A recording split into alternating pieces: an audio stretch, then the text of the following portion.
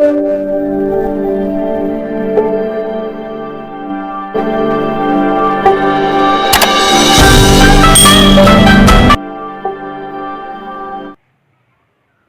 के धर्म का उद्गम यरूशलेम और उसके आसपास का इलाका माना जाता है।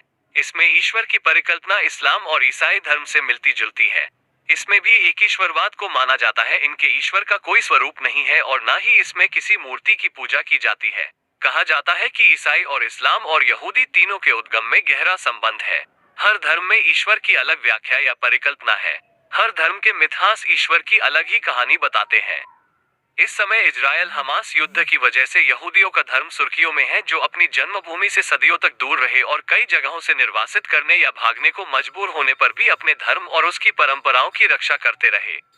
आखिर इजरायल में निवासी यहूदियों के धर्म में ईश्वर का क्या धारणा है और इससे कितने धर्म का उदय हुआ है? यहूदी धर्म के कई सवाल हैं जो इतिहास की जानकारी भी देते हैं। यहूदी धर्म दुनिया के सबसे प्राचीन धर्मों से एक है, जो इजराइल हिब्रियों का धर्म कहा जाता है। यहूदी मानते हैं उनका धर्म सृष्टि की रचना के समय से है। इसे दुनिया का पहले एकेश्वरवादी धर्म माना जाता है। वे एक ईश्वर में विश्वास करते हैं जिसका अवतार या स्वरूप तो नहीं होता, पर वो दूत के जरिए अपने संदेश भेजता है।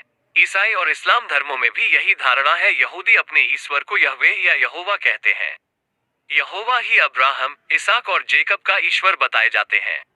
यहूदी धर्म की मान्यताओं के अनुसार मूसा को दुनिया में ईश्वर का संदेश फैलाने का आदेश दिया गया था।